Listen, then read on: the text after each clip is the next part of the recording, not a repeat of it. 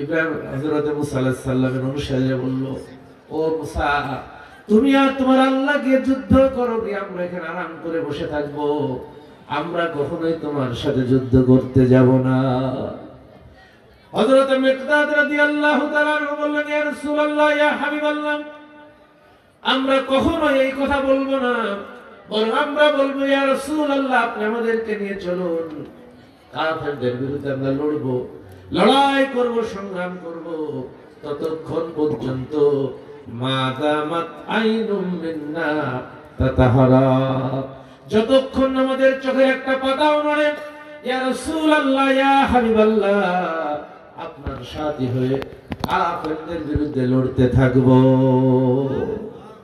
রাসূলুল্লাহ খুব খুশি হয়ে গেলেন। রাসূলুল্লাহ কি হলেন? খুশি হলেন। রাসূলুল্লাহ খুশি হয়ে বললেন, ও আমার সাহাবীরা, সত্যি যদি তোমাদের মানসিকতা এমন হয়, সত্যি যদি তোমরা এরকম সিদ্ধান্ত নিতে পারো, এরকম ত্যাগ এবং কুরবানি করতে পারো, আমি নবী তোমাদেরকে বলছি, কুমু ইলাল জান্নাতি জান্নাতুন আরদুহা কাআরদিস সামাওয়াতি ওয়াল আরদ। ও আমার সাহাবীরা, সত্যি যদি তোমরা আল্লাহর দ্বীনের জন্য জীবন উৎসর্গ করতে পারো, বাতিলের বিরুদ্ধে বদরের ময়দানে যদি তোমরা জীবন দিতে পারো, শহীদ হতে পারো, আমি নবী তোমাদেরকে ডাকতেছি, সাক্ষ্য দিচ্ছি, আমার সাথে চলো এমন জান্নাতের দিকে, যেই জান্নাতের বিশালতা এবং প্রশস্ততা আকাশ আর জমিনের চাইতেও বিরাট। ওই জান্নাতের দিকে চলো। ফাকানা উমাইর বিন হুমাম ওয়াকানা ইয়াকুলুত তামার। সহিহ বুখারীর হাদিস থেকে শোনাচ্ছি, উমাইর বিন হুমাম রাদিয়াল্লাহু তাআলা আনহু তরুণ সাহাবী, রাসূলুল্লাহর কথা শুনছিলেন, হাতে ছিল খুরমা, খুরমা খাচ্ছিলেন। রাসূলুল্লাহর কথা শুনতেছেন, খুরমা খাচ্ছেন, বিচিটা ফেলে দিচ্ছেন। আল্লাহর নবী যখন বললেন, ও আমার সাহাবীরা, আমার সাথে চলো জান্নাতের দিকে, যে জান্নাতের বিশালতা এবং প্রশস্ততা আকাশ আর জমিনের চাইতেও বিরাট। ওই সাহাবী বলছে, আইমা আযমাহু আমা আযমাহু ইয়া রাসূলুল্লাহ, হে আল্লাহর নবী, আপনি কি বিশাল কথা বললেন, কি গুরুত্বপূর্ণ কথা বললেন। আমি যদি এই বদরের প্রান্তরে শহীদ হতে পারি, আল্লাহর জন্য যদি আমার জীবন দিয়ে দিতে পারি, দ্বীন কায়েমের জন্য, কুরআনের সমাজ প্রতিষ্ঠার জন্য যদি আমি দ্বীন আমার জীবনটা দিয়ে দিতে পারি, ইয়া রাসূলুল্লাহ, ইয়া হাবিবাল্লাহ, এমন জান্নাত পাবো, জান্নাতুন আরদুহা কাআরদিস সামাওয়াতি ওয়াল আরদ, যে জান্নাতের বিশালতা এবং প্রশস্ততা আকাশ আর জমিনের চাইতেও বিরাট। ইয়া রাসূলুল্লাহ, আমি কি এমন জান্নাত পাবো? আল্লাহ নবী বললেন, অবশ্যই অবশ্যই তুমি ওই জান্নাত পাবে, কারণ এটা আমার আল্লাহ রাব্বুল আলামিনের ওয়াদা। আল্লাহ রাব্বুল আলামিন কখনো ওয়াদা ভঙ্গ করেন না। এই কথা শোনার পর উমাইর বলছেন, ইয়া রাসূলুল্লাহ, ইয়া হাবিবাল্লাহ, আমি যদি হাতের সবগুলি খুরমা খেতে যাই, তাহলে তো অনেক দেরি হয়ে যাবে, আল্লাহর জান্নাতে যেতে অনেক সময় লেগে যাবে। ফারামা বিহিন্না, সহিহ বুখারীর হাদিসে লেখা হয়েছে, এই বলে উমাইর বিন হুমাম হাতের খুরমাগুলো টান মেরে ফেলে দিলেন, জিহাদের ময়দানে ঝাঁপিয়ে পড়লেন।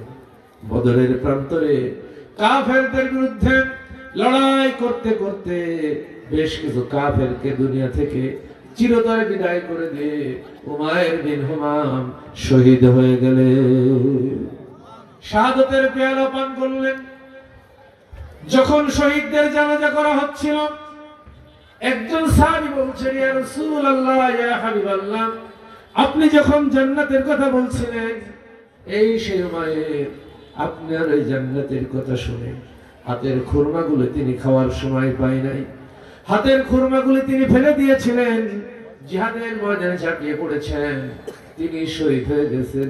ইয়া রাসূলুল্লাহ, ইয়া হাবিবাল্লাহ, এই সেই উমাইর। আল্লাহর নবী এই কথাগুলো শুনছিলেন, চোখ দিয়ে পানি গড়িয়ে গড়িয়ে পড়তেছিল। আল্লাহর নবী এই কথা শোনার পরে বললেন, ও আমার সাহাবীরা শুনে নাও, জেনে নাও আমি নবী সাক্ষী দিচ্ছি আমার যেই সাহাবী হুমায়রা বিন হুমাম আল্লাহর জান্নাতে যাওয়ার জন্য হাতের খুরমা খাওয়ার সময় পায় নাই, খুরমাগুলিকে যিনি ফেলে দিয়েছেন, আল্লাহর দ্বীনের পথে শহীদ হয়েছেন, বদরের ময়দানে জীবন দিয়ে দিয়েছেন, আমি নবী সাক্ষী দিচ্ছি ইন্নাকা মিন আহলিহা। ও যুবক, যে জীবন তুমি ইসলামের জন্য উৎসর্গ করেছো, যে জীবন তুমি বাতিলের মোকাবেলায় উৎসর্গ করেছো, আল্লাহর দ্বীন কায়েমের জন্য যে জীবন তুমি দিয়েছো, আমি নবী সাক্ষী দিচ্ছি অবশ্যই অবশ্যই আল্লাহ তোমাকে ওই জান্নাত দিয়ে দেবে। সুতরাং আল্লাহর দ্বীন কায়েমের জন্য, ইসলাম প্রতিষ্ঠার জন্য, কোরআনের সমাজ বিনির্মাণের জন্য যারা জান দেবে, মাল দেবে, শহীদ হবে, আল্লাহ রাব্বুল আলামিন তাদের জন্য রেখে দিয়েছে জান্নাত। কথা কি আমার? এটা আল্লাহর কথা, আল্লাহর নবীর কথা। এজন্য আল্লাহ রাব্বুল আলামিন বলেছেন ইন্নাল্লাহা আশতারা মিনাল মুমিনিনা আনফুসাহুম ওয়া আমওয়ালাহুম বিআন্না লাহুমুল জান্নাহ। আমি আমার মুমিনের জান এবং মালকে খরিদ করে নিয়েছি, কিনে নিয়েছি, এর বিনিময়ে আমি আমার মুমিনকে জান্নাত দান করে দিয়েছি। এজন্য আমাদের জীবন, আমাদের সম্পদ, এটা কার? জনগণ।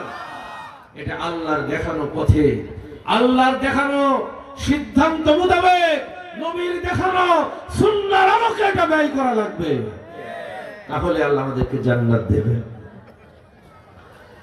সম্মানিত ভাইরা আমার, বন্ধুরা আমার, বদরের প্রান্তের মুসলমানরা বিজয় অর্জন করলো, 14 জন মুসলমান শহীদ হলো। উমাইর বিন হুমাম 11 নম্বরে লেখা আছে। ওই বদরের প্রান্তরে আমি একাধিকবার গিয়েছি। এই দৃশ্যটা যখন দেখি, হাদিসটা চোখের সামনে চলে আসে, উমাইর বিন হুমামের নামটা যখন দেখি, কেমন নবীর প্রতি ভালোবাসা ছিল, আল্লাহর প্রতি কেমন ভালোবাসা ছিল, জীবন্ত মৃত্যুর পথে সবকিছু ব্যয় করে দিয়ে শাহাদাতের পেয়ালা পান করে আল্লাহর কাছে চলে গিয়েছে। সম্মানিত ভাইরা আমার, বন্ধুরা আমার, এজন্য যে ইসলাম আমরা পেয়েছি, এটা অনেক কষ্টের ইসলাম, অসংখ্য জীবনের বিনিময়ে, অসংখ্য সাহাবীর ত্যাগের বিনিময়ে আল্লাহ রাব্বুল আলামিন এই কোরআন আমাদেরকে দিয়েছে। এটা অনেক ত্যাগের বিনিময়ে, অনেক শাহাদাতের বিনিময়ে, অনেক কষ্টের বিনিময়ে আল্লাহ তাআলা এই কোরআন আমাদেরকে দিয়েছে। মুসলমানরা বিজয় অর্জন করল, কাফেররা পরাজিত হয়ে মক্কায় ফিরে গেল। ইতিহাস থেকে শোনাচ্ছি, একটা বছর যেতে পারে নাই, আবার মদিনা আক্রমণ করেছে। ইসলামকে তারা মুছে দিতে চায়, ইসলামকে তারা নিঃস্বাত করে দিতে চায়, কোরআনকে তারা শেষ করে দিতে চায়। আল্লাহর নবী 1000 সৈন্য তৈরি করলেন। 1000 সৈন্যের মধ্যে আব্দুল্লাহ বিন উবাই 300 জন নিয়ে ভেগে গেল, থাকলো মাত্র 700 জন। 10,000 সৈন্য এসেছে মক্কা থেকে। এই 10,000 সৈন্যের মোকাবেলা করলেন রাসূলুল্লাহ সাল্লাল্লাহু আলাইহি ওয়াসাল্লাম। আনুগত্যের লঙ্ঘন করার কারণে সাময়িক পরাজয় হয়েছে। লম্বা ইতিহাস সংক্ষেপে বলছি। খালিদ বিন ওয়ালিদ তখন ইসলাম কবুল করে নাই, পালিয়ে যাচ্ছিল জাবালে রুমাতের পাশ দিয়ে, উহুদের ময়দান থেকে পালিয়ে যাচ্ছিল। যখন দেখে ওই 50 জন তীরন্দাজ বাহিনী যেখানে ছিল, 40 জন গনিমতের মাল কুড়ানোর জন্য চলে এসেছে, মাত্র 10 জন আছে। অতর্কিত হামলা করে 10 জনকে পরাজিত করে যুদ্ধের মোড় ঘুরিয়ে নেওয়ার জন্য চেষ্টা করেছেন। আল্লাহ নবীর শরীরে এমন ভাবে আঘাত এনেছে, আল্লাহ নবীর মাথায় হেলমেট ভেঙে মাথার মধ্যে হেলমেট ঢুকে গেছে, দান্দার মোবারক শহীদ হয়ে গেছে। হযরতে তালহা রাদিয়াল্লাহু তাআলা আনহু আল্লাহ নবীকে রক্ষা করার জন্য উহুদের সেই পাহাড়ের সেই জায়গায় আমি গিয়েছি। আল্লাহ নবী উহুদের দিকে পিঠ লাগিয়ে একটু আত্মগোপন করার চেষ্টা করেছে। আল্লাহ নবীকে বাঁচানোর জন্য হযরতে তালহা একটা নাই দুইটা নাই 80টা তীর শরীরের মধ্যে বিদ্ধ করেছে। আল্লাহ নবীর গায়ে একটা তীর লাগতে দেন না। আল্লাহ রাব্বুল আলামিনের পক্ষ থেকে প্রেরিত ফেরেশতা জিবরিল আমিন সেখান থেকে আল্লাহ নবীকে উঠালেন, উহুদ পাহাড়ের উপর নিয়ে গেলেন, বললেন উহুদ তুমি কি জানো তোমার উপর আজকে কে আরোহণ করেছে? তোমার উপরে যিনি আরোহণ করেছেন আজ পর্যন্ত পৃথিবীর তার চেয়ে সম্মানিত কেউ তোমার উপর আরোহণ করে নাই এবং কিয়ামত পর্যন্ত কেউ তোমার উপর আরোহণ করবে না। তিনি হচ্ছেন বিশ্বনবী মুহাম্মদুর রাসূলুল্লাহ সাল্লাল্লাহু আলাইহি ওয়াসাল্লাম। জিবরিল আমিন যখন এই কথাগুলো বলছিল, উহুদ পাহাড় থরথর করে কাঁপা শুরু করে দিল। আল্লাহ নবীকে রক্ষা করার জন্য এক জায়গায় উহুদ পাহাড় দুই ভাগ হয়ে গেল। জিবরিল আমিন নিচ থেকে উঠিয়ে নিয়ে আল্লাহ নবীকে উঁচু জায়গায়, যেখানে পাহাড়টা ফেটে গেছে ওইখানে আল্লাহ নবীকে রাখলেন, যাতে কাফের মুশরিকরা আল্লাহ নবীকে আরো মারতে না পারে। এদিকে কি ঘটনা ঘটতেছে? সাদ ইবনে রবিয়া রাদিয়াল্লাহু তাআলা আনহু, যিনি 70-72 জন আকাবার দ্বিতীয় শপথে নেতৃত্ব দানকারী সাহাবী সাদ ইবনে রবিয়া, আল্লাহ নবীকে রক্ষা করার জন্য তিনি ওয়াদা দিয়েছিলেন রাসূলুল্লাহর চাচাকে, ও রাসূলুল্লাহর চাচা আমরা আল্লাহ নবীকে মদিনায় নিয়ে যেতে চাই, আমরা মদিনায় আল্লাহ নবীকে রক্ষা করার জন্য আমরা আমাদের জীবন কুরবানি করে দেব, সব শেষ করে দেব, কিন্তু আল্লাহ নবীর গায়ে একটা নখের আঁচড় আমরা লাগতে দেব না। আল্লাহ নবী যখন আক্রান্ত হলেন সবাই দিক বিদিক পালিয়ে গেল। হযরতে সাদ ইবনে রবিয়া যুদ্ধের ময়দানে একাই লড়াই করতেছেন কাফেরদের মোকাবেলায়। লড়াই করতে করতে একটা হাত তার কেটে গেল, আর একটা হাত কেটে ফেলা হলো, দুইটা পা তার কেটে ফেলা হলো, এবার তার ধড় থেকে মাথাটা আলাদা করে ফেলা হলো। হযরতে সাদ ইবনে রবিয়া রাদিয়াল্লাহু তাআলা আনহু পাশের সাহাবীকে ডেকে বলছেন, ও সাহাবী শুনে নাও, জেনে নাও, আমি আল্লাহর নবীর চাচার কাছে ওয়াদা দিয়েছিলাম আল্লাহর নবীকে রক্ষা করার জন্য আমরা জীবন উৎসর্গ করে দেব, আল্লাহর নবীর গায়ে একটা নখের আঁচড় লাগতে দেব না। আল্লাহর নবী কি অবস্থায় আছে আমি জানি না, আমি যুদ্ধ করতে করতে এই অবস্থা হয়েছে, আমার নাকে জান্নাতের সুঘ্রাণ চলে এসেছে, আর হয়তো বাঁচবো না, আমার এই সংবাদটা আল্লাহ নবীর কাছে পৌঁছে দিও, রাসূলুল্লাহর চাচা আব্বাসের কাছে পৌঁছে দিও। আল্লাহ নবীকে রক্ষা করার জন্য আমার জীবনের শেষ বিন্দু পর্যন্ত আমি উহুদের ময়দানে লড়াই করেছি, আল্লাহ নবীর গায়ে আমি একটা নখের আঁচড় দিতে দেব না বলে ওয়াদা করেছিলাম। হযরতে সাদ ইবনে রবিয়া রাদিয়াল্লাহু তাআলা আনহু তিনি শহীদ হয়ে গেলেন। 70 জন মুসলমান এই উহুদের ময়দানে শহীদ হলো, অমীমাংসিত যুদ্ধ শেষ হলো। সম্মানিত ভাইরা, একের পর এক মুসলমানদের এই অগ্রযাত্রাকে কাফেররা মুছে দিতে লাগলো, কারণ তাদের ধারণা হয়েছিল যদি মুসলমানদের এই কোরআনের বিধান প্রতিষ্ঠিত হয়ে যায় তাহলে সারা আরবের নেতৃত্ব কর্তৃত্ব মুসলমানদের হাতে চলে যাবে, কাফের মুশরিকদের পরাজিত হবে, তারা কখনোই এটা মেনে নিতে পারে না। আজ যারা ইসলামের বিরোধিতা করে, আজ যারা কোরআনের বিরোধিতা করে, ইসলামী শাসন ব্যবস্থার বিরোধিতা করে, তারাও কখনো কোরআনের অগ্রযাত্রাকে মেনে নিতে পারে না। দেখবেন তাদেরকে চিনে নেবেন, তাদের দুইটা শ্রেণী আছে। এক শ্রেণী যারা ডাইরেক্ট কোরআনের বিরোধিতা করে, কোরআনের কথা শুনলেই তাদের কলিজায় জ্বালা শুরু হয়ে যায়, কোরআনকে মুছে দেওয়ার জন্য তাদের সমস্ত শক্তি ব্যবহার করে কোরআনের আলোকে তারা নিভিয়ে দিতে চায়। এরকম শ্রেণীর লোক আমাদের দেশে নাই, আছে, পালায় গেছে, কিন্তু তাদের দোসররা এখনো আছে, এদেরকে চিনে নেবে।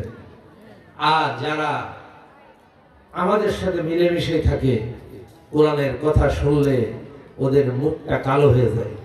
এরকম লোক আছে না নাই? আল্লাহর কোরআন বলছে এটা হবে। সূরা জুমারের 45 নম্বর আয়াতে আল্লাহ তাআলা বলছেন, ওয়াইদা যুকিরাল্লাহু ওয়াহদাহু শুমাজ্জাত কুলুবুল্লাযীনা লা ইউমিনুনা বিল আখিরাহ। যখন তাদেরকে আল্লাহর কথা শোনানো হয়, এক আল্লাহর কথা শোনানো হয়, আল্লাহর কোরআন যখন প্রতিষ্ঠিত হয়ে যায়, এই বক্তব্য যখন তারা শোনে, তোমরা দেখবে আখিরাতের উপরে যাদের ঈমান নাই তাদের মুখটা মলিন হয়ে যায়। তাদের মুখটা কি হয়ে যায়? মলিন হয়ে যায়। এদেরকে চিনবেন এভাবে, যখন আপনি বলবেন বাংলার জমিনে আমরা কোরআনের রাজ কায়েম করতে চাই, ইসলাম প্রতিষ্ঠিত করতে চাই, তখন দেখবেন তাদের মুখটা মলিন হয়ে যায়। এরকম মানুষ আছে না নাই? এরা কিন্তু 5 ওয়াক্ত নামাজ পড়ে, দাড়ি আছে, জুব্বাও আছে, কিন্তু আল্লাহর কোরআনের আইন তারা মেনে নিতে পারে না। এরা আব্দুল্লাহ বিন উবার বংশধর। কার বংশধর? আব্দুল্লাহ বিন উবার বংশধর। রাসূলুল্লাহ সাল্লাল্লাহু আলাইহি ওয়াসাল্লাম মদিনায় কোরআনের রাজ কায়েম করে দিলেন। ওই মদিনায় মদ বন্ধ হয়ে গেল, জিনা ব্যভিচার বন্ধ হয়ে গেল, সুদ বন্ধ হয়ে গেল, ঘুষ বন্ধ হয়ে গেল। এইরকম ইসলাম বিরোধী যত আইন ছিল সব মদিনায় বন্ধ হয়েছে না হয় নাই? আমাদের দেশে কি বন্ধ আছে? আমাদের দেশে আছে? 53 বছর বাংলাদেশ স্বাধীন হয়েছে। কত বছর? 53 বছর। আপনারা বলতে পারেন এই 53 বছরে বাংলাদেশের চোর ধরা পড়েছে না পড়ে নাই? একজন চোরকে হাত কাটা হয়েছে এরকম কোন নজির আছে? নাই। তা চোর ধরা পড়লে হাত কাটতে হবে কার বিধান? আল্লাহর বিধান। এই কোরআনে আছে না নাই? আছে। আছে। তাহলে বোঝা যাচ্ছে কোরআনের এই আইন বাংলাদেশে জারি নাই। নাই। আচ্ছা, মদ খাওয়া এটা তো হালাল নাকি হারাম? কোরআনে আছে? আছে। মদ খাওয়া হারাম। বাংলাদেশে কি মদ হারাম নাকি জায়েজ? জায়েজ। জায়েজ। তাহলে বোঝা যাচ্ছে এই আইন বাংলাদেশে নাই। আচ্ছা, সুদ খাওয়া তো হালাল নাকি হারাম? হারাম না হালাল? হারাম। কোরআনে আছে? আছে। আছে। তাহলে সুদ খাওয়া বাংলাদেশে হারাম কোন আইন পাস করা হয়েছে?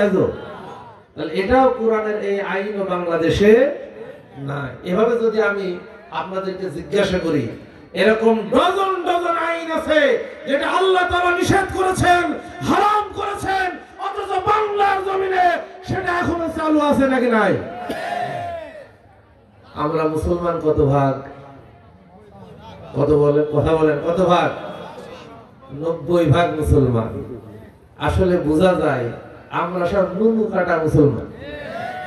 কথা বুঝতে পেরেছেন?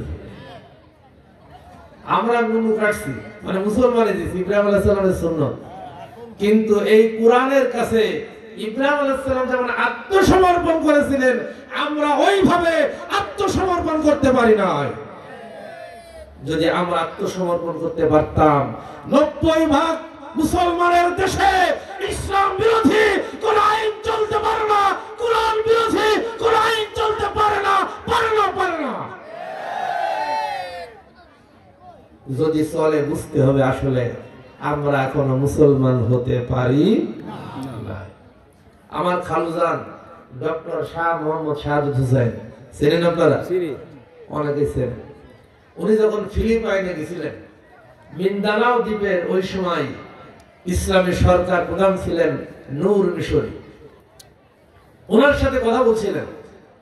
নূর মিশরি বললেন যে, মিস্টার হুসাইন, তোমার দেশে কি মুসলমান আছে? আমার খালুজান বলছে, আমার মনে মনে রাগ, কি বলে বেটা, আমার দেশে 90 ভাগ মুসলমান, আর হে বলে যে তোমার দেশে কি মুসলমান আছে? আমি একটু রাগ করে বললাম, আপনি এটা কি বলেন, আমার দেশে তো 90 ভাগ মুসলমান। এই কথা শুনছিলাম, মিষ্টি মিষ্টি করে হাসছে। এরপরে তিনি বললেন যে, মিস্টার হুসাইন, তোমার দেশে যে মুসলমান আছে আমি এটা বিশ্বাস করি না। কারণ তোমার দেশে যদি 90% মুসলমান থাকে, কেন তোমার দেশে কোরআন দিয়ে রাষ্ট্র চলে না?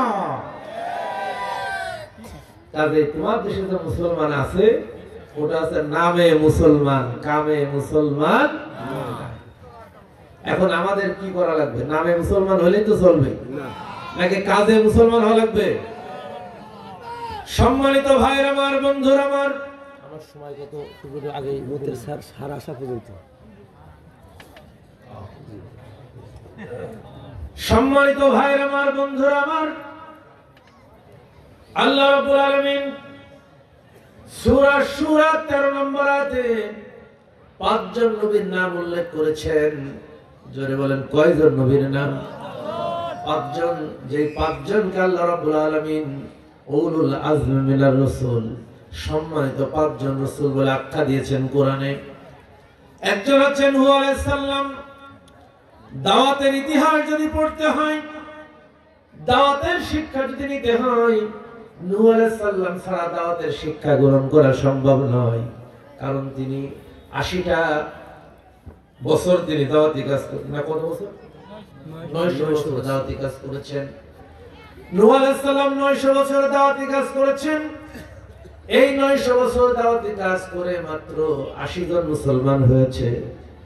তার পিতার হাতে মার খেয়েছেন, দাদার হাতে মার খেয়েছেন, আপন সন্তানের হাতে মার খেয়েছেন, আপন নাতি ছেলের হাতে মার খেয়েছেন হযরতে নূহ আলাইহিস সালাম। এরপরও তিনি অধৈর্য হন নাই। অর্থাৎ দাওয়াত দানের ক্ষেত্রে যদি কোনো নবীর নাম আনতে হয় তাহলে নূহ আলাইহিস সালামের দাওয়াত ছাড়া আসলে দাওয়াতের ইতিহাস বর্ণনা করা সম্ভব। 1 নম্বর আল্লাহ রাব্বুল আলামিন নূহ আলাইহিস সালামের নাম নিয়ে আসলেন। শারা'a লাকুম মিনাদ-দীনি মা ওয়াসসা বিহি নূহা ওয়াল্লাযী আওহাইনা ইলাইকা। আল্লাহ রাব্বুল আলামিন বলছেন এই দ্বীনকে আমি শরিয়া হিসেবে দিয়েছি। এই কোরআন হচ্ছে শরিয়ার কিতাব। তোমাদের জন্য দ্বীনকে জীবন ব্যবস্থাকে আমি শরিয়া হিসেবে প্রতিষ্ঠিত করে দিলাম। আমি এই ওহী করেছিলাম নূহের প্রতি, হে নবী আপনার প্রতি সেম ওহী করছি। এক উপদেশ দিয়েছিলাম আমি ইব্রাহিম, মূসা এবং ঈসা। 1 নম্বর নূহ আলাইহিস সালাম, 2 নম্বর আমাদের নবী মুহাম্মদ রাসূলুল্লাহ সাল্লাল্লাহু আলাইহি ওয়াসাল্লাম, 3 নম্বর হচ্ছে ইব্রাহিম আলাইহিস সালাম, 4 নম্বর হচ্ছে হযরতে মূসা আলাইহিস সালাম, 5 নম্বর হযরতে ঈসা আলাইহিস সালাম। 5 জন নবীর নাম উল্লেখ করে আল্লাহ রাব্বুল আলামিন বললেন আন আকিমুদ্দীন ওয়ালা তাতাফাররাকু ফি। তোমরা 5 জন মিলে, তোমাদের 5 জনের দায়িত্ব এবং কর্তব্য হচ্ছে দ্বীনকে কায়েম করে দাও, আমার বিধানকে প্রতিষ্ঠিত করে দাও। দ্বীন কায়েমের ক্ষেত্রে পরস্পর তোমরা কোনো মত পার্থক্য সৃষ্টি করো না। ঠিক বক্তব্য কার? বললেন আন আকিমুদ্দীন, দ্বীন কায়েম করো। কি করো? দ্বীন শব্দ অর্থ কি? ব্যবস্থা করো। দ্বীন শব্দের অর্থ কি? আল্লাহ রাব্বুল আলামিন দ্বীন শব্দটা কোরআনে 3টা বিশেষ অর্থে ব্যবহার করেছেন। সূরা বাকারার মধ্যে আমরা পড়ি মালিক ইয়াউমিদ্দিন, পড়ি কি পড়ি না?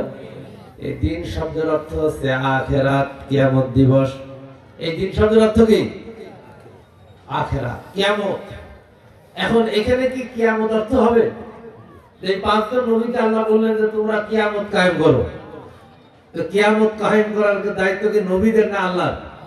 কথা বললেন এখন কার দায়িত্ব? আল্লাহ। আল্লাহ রাব্বুল আলামিন দ্বীন শব্দ দিয়ে ক্ষমতা ব্যবহার করেছেন। কি ব্যবহার করেছেন? ক্ষমতা ব্যবহার করেছেন। মূসা আলাইহিস সালাম যখন ফেরাউনের কাছে গিয়ে বলল, ফেরাউন আমি দুনিয়ার কোনো আজে বাজে কথা বলবো না, আমার কোনো বক্তব্য তোমার কাছে বলবো না, আমি আল্লাহর পক্ষ থেকে তাওহীদ নবুয়ত এবং রিসালাত নিয়ে এসেছি। তুমি পড়ো লা ইলাহা ইল্লাল্লাহু মুসা কালিমুল্লাহ। আল্লাহু আকবার।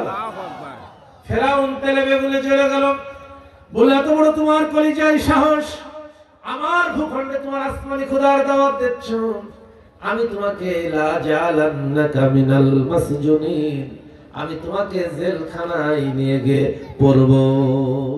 কোথায় নিয়ে যাব? জেলখানায়।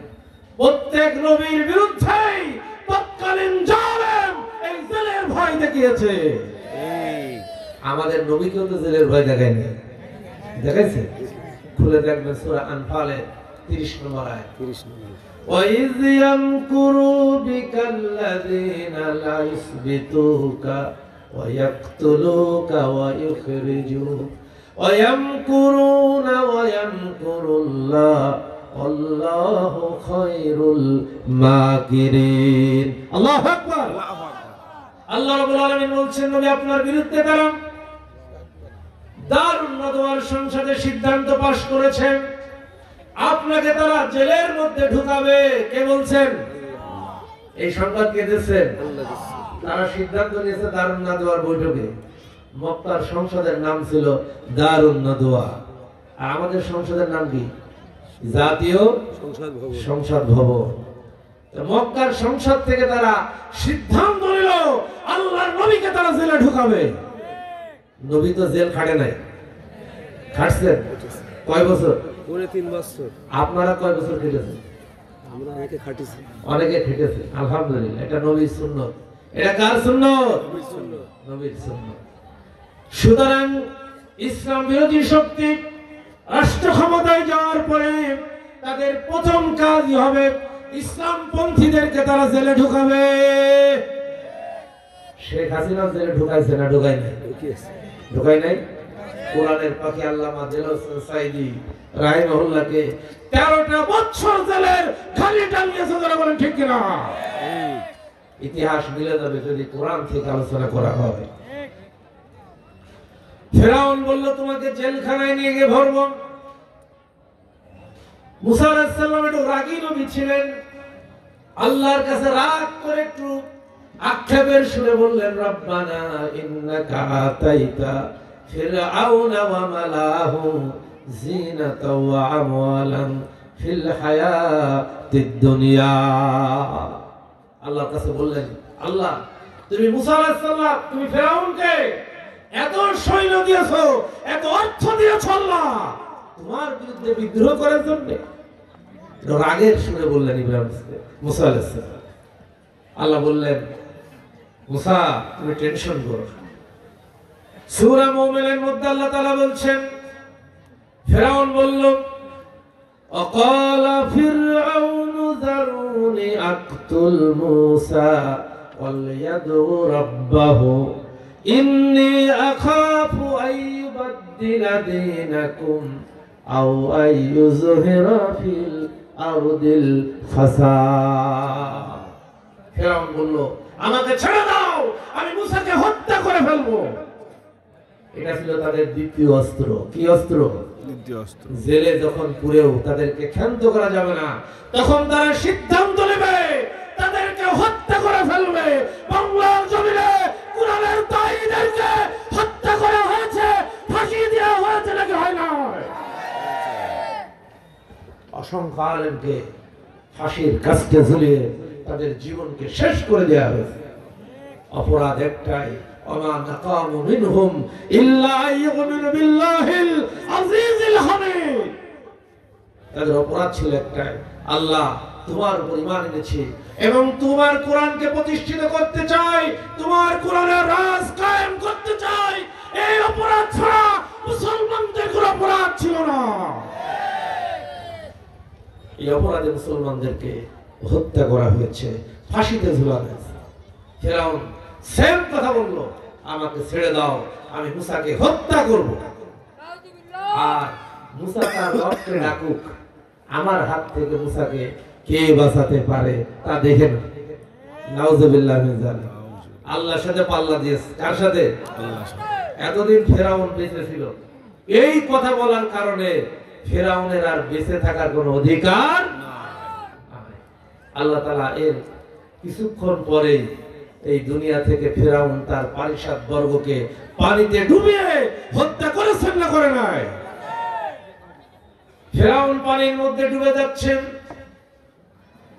পেটটা মোটা হয়ে গেছে, আর বাঁচার তো কোনো রাস্তা নাই। মালাকুল মাউত চলে এসেছে। এবার ফেরাউন বলে, সূরা ইউনূসের মধ্যে আল্লাহ তাআলা বর্ণনা করছেন, আমানতু আন্নাহু লা ইলাহা ইল্লাল্লাযী আমানাত বিহি বানু ইসরাঈল ওয়া আনা মিনাল মুসলিমিন। আল্লাহু আকবার।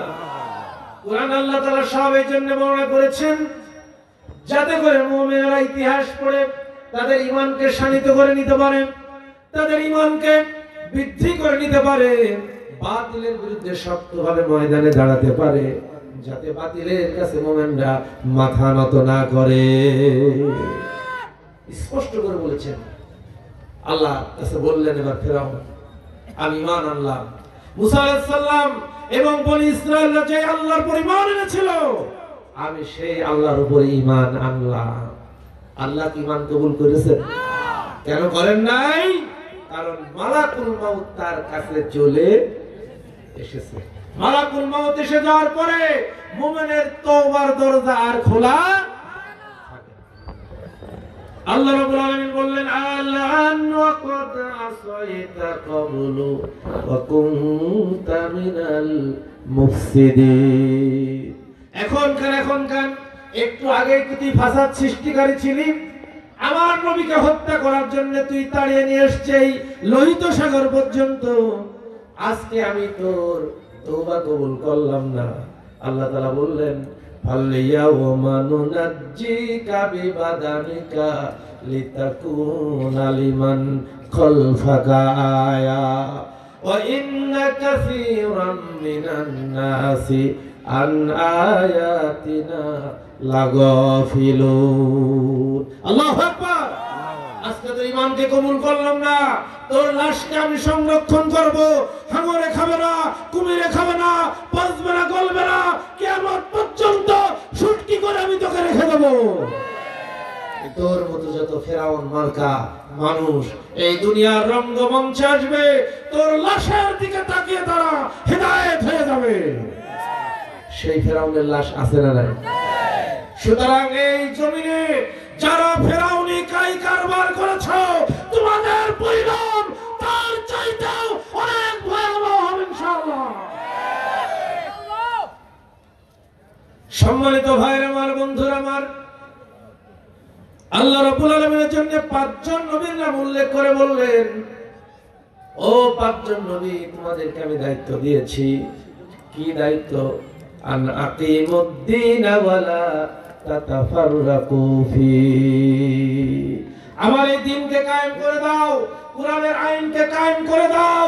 আর কুরআনের আইন প্রতিষ্ঠা করতে গিয়ে পরস্পর তোমরা বিভেদ তৈরি করবে না। আমাদের বাংলা জমিনে এখন কোরআনের আইন আছে? কি বলেন, কোরআনের রাজ আছে? বাংলার জমিনে কোরআনের রাজ কায়েম করা লাগবে নাকি লাগবে না? কায়েম করবে কারা? আল্লাহর ফেরেশতারা করবে।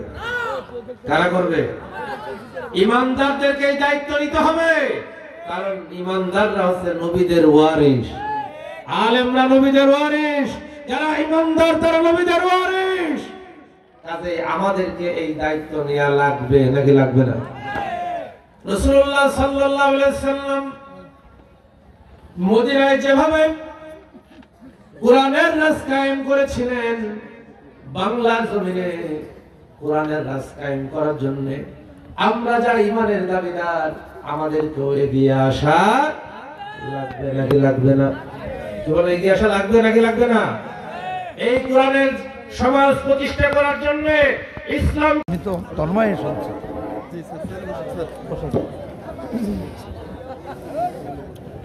সম্মানিত ভাইরা, আমাদের সম্মানিত প্রধান মেহমান,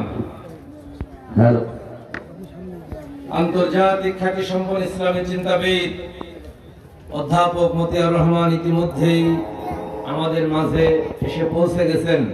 সবাই বলুন আলহামদুলিল্লাহ। আল্লাহ স্যারের হায়াতে বারাকা দান করুন, সবাই বলুন আমিন। সুস্থতার নিয়ামতে ভরে দিন, সবাই বলুন আমিন। সম্মানিত হাজিরিন, আমি আর বেশিক্ষণ কথা বলবো না, স্যারের অনুমতি ক্রমে আমি, স্যার বলছেন 10 মিনিট, সর্বোচ্চ 10 মিনিট কথা বলে আমি শেষ করবো ইনশাআল্লাহ। আমি সমাপনীতে যেতে চাই, অর্থাৎ আল্লাহ তাআলা কোরআনুল কারীমের মধ্যে 5 জন নবীর নাম উল্লেখ করে বলেছেন, আন আকিমুদ্দিন ওয়া লা তাতাফাররাকু ফি, তোমরা দিন কায়েম করে দাও। সেই দিন আছে কোথায়? বলেন কোথায় আছে? কোরআনে আছে। কোরআন যে দিন, এটা পূর্ণাঙ্গ জীবন ব্যবস্থা। এটা আছে সূরা আলে ইমরানের 19 নম্বর আয়াতে। কত নম্বর আয়াতে? ইন্নাদ দীনা ইনদাল্লাহিল ইসলাম, আল্লাহর কাছে মনোনীত একমাত্র জীবন ব্যবস্থার নাম হচ্ছে কি? ইসলাম। সেই ইসলাম আছে আল কোরআন। বলেন কোথায় আছে? এজন্য কোরআন হচ্ছে কমপ্লিট কোড অফ লাইফ, মানব জীবনের জন্য পূর্ণাঙ্গ জীবন ব্যবস্থা। জোরে বলেন ঠিক কিনা?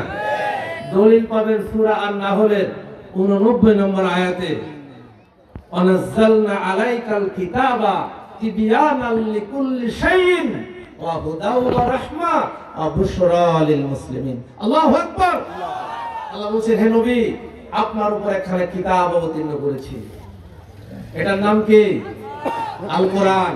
তিবয়ানাল লিকুল্লি শাইইন, এর মধ্যে রয়েছে মানব জীবনের সকল সমস্যার সমাধান।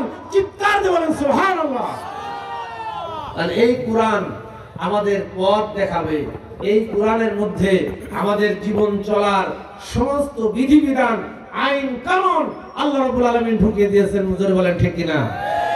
এই কোরআন প্রতিষ্ঠা করলেই পূর্ণাঙ্গ ইসলাম প্রতিষ্ঠিত হয়ে যাবে, নাকি যাবে না? এই কোরআনের বাইরে, এই ইসলামের বাইরে অন্য কোন দিন গ্রহণ করা জায়েজ আছে? ফতোয়া পাবেন সূরা আলে ইমরানের 85 নম্বর আয়াতে, আমাই ইয়াবতাগি গায়রাল ইসলামি দীনান ফালা ইউকবালা মিনহু ওয়া হুয়া ফিল আখিরাতি মিনাল খাসিরিন। যারা এই কোরআনের বাইরে অন্য কোন দিন তালাশ করবে, অন্য কোন জীবন ব্যবস্থা মানবে, অন্য কোন আইন কানুন মানবে, আল্লাহর কোরআন বলছে তার কাছ থেকে আমি তার আমল গ্রহণ করব না। আহুয়া ফিল আখিরাতি মিনাল খাসিরিন, আখিরাতে সে ক্ষতিগ্রস্ত হয়ে যাবে। কাজেই আমাদের জীবনের ব্যক্তি জীবন, পারিবারিক জীবন, সামাজিক জীবন, রাষ্ট্রীয় জীবন, এমনকি রাষ্ট্র ক্ষমতায় অধিষ্ঠিত হলে আন্তর্জাতিক জীবন, সকল ক্ষেত্রে আল কোরআনকে মেনে নিতে হবে। আল কোরআনের বাইরে অন্য কোন দিন তালাশ করা কোন মুমিনের জন্য জায়েজ নয়। যদি কেউ তালাশ করে তাহলে সে ঈমানদার থাকতে পারবে না। বক্তব্য আমার না আল্লাহ। সূরা আন-নিসার 65 নম্বর আয়াত, আল্লাহর কোরআন বলছে, ফালা ওয়া রাব্বিকা লা ইউমিনুনা হাত্তা ইউহাক্কিমুকা ফীমা শাজারা বাইনাহুম সুম্মা লা ইয়াজিদু ফি আনফুসিহিম হারাজাম মিম্মা কাদাইতা ওয়া ইসাল্লিমু তাসলিমা। তোমার রবের কসম। কে বলছেন? আল্লাহ বলছেন। সূরা নিসার 65 নম্বর আয়াত বাসায় দিয়ে খুলে দেখবেন। তোমার রবের কসম, কখনোই তোমরা মুমিন হতে পারবে না যতক্ষণ না আমার নবী মুহাম্মদ সাল্লাল্লাহু আলাইহি সাল্লাম যেই বিচার করে দিয়েছেন, যেই ফয়সালা দিয়েছেন, এই ফয়সালা যতক্ষণ মেনে না নেবে ততক্ষণ পর্যন্ত তুমি মুমিন হতে পারবে না। ফতোয়া দিয়েছেন কে?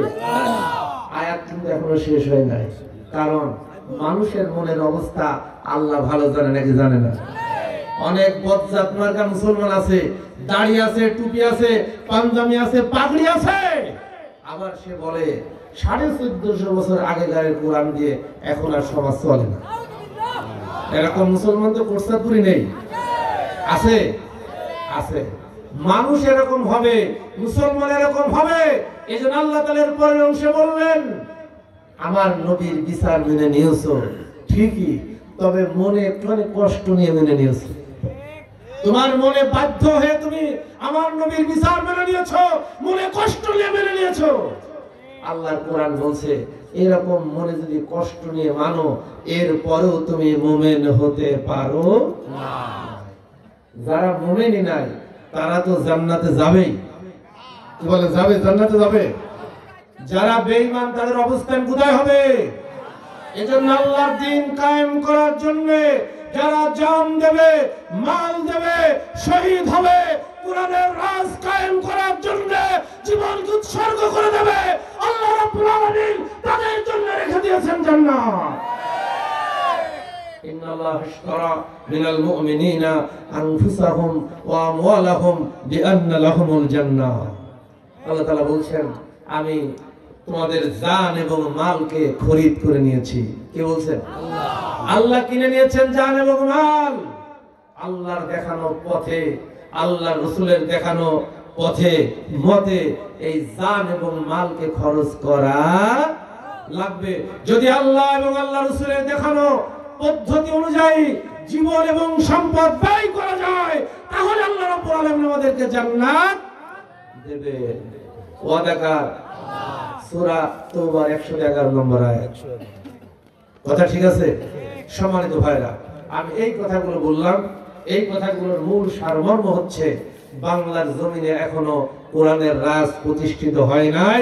কিন্তু এই কোরআনের রাজ কায়েম না করা পর্যন্ত, কোরআনের সমাজ বাংলাদেশে বিনির্মাণ না করা পর্যন্ত কোন মুসলমান, কোন ইমানদার বসে থাকতে পারে না, পারবে না, পারবে না, পারবে না। সিদ্ধান্ত কোরআনের। সিদ্ধান্ত কার? কোরআনের।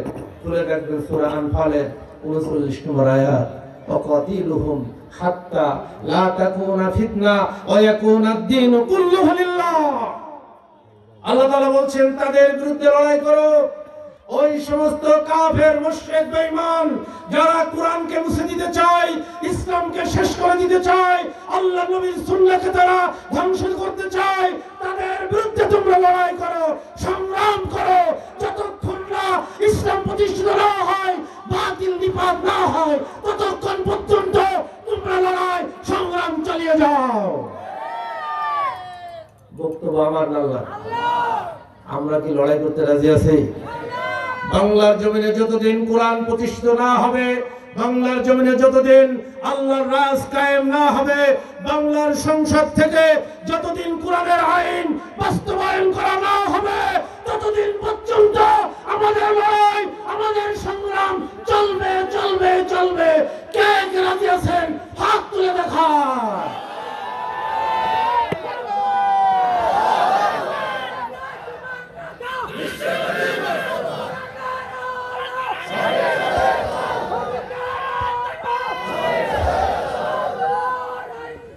সৎ লোকের শাসন চাই, আল্লাহর আইন চাই।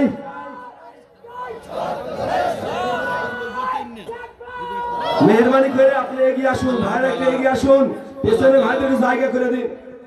আল্লাহ তাআলা আমাদেরকে কবুল করুন। আমি ভাঙা ভাঙা যে কথাগুলো বলেছি কোরআন থেকে বোঝানোর চেষ্টা করেছি, হাদিস থেকে বলার চেষ্টা করেছি। সর্বশেষ একটি হাদিস যেটা আমি পড়েছিলাম, এটা বলে একটু শেষ করবো। অনুবাদ না বললে হক আদায় হবে না।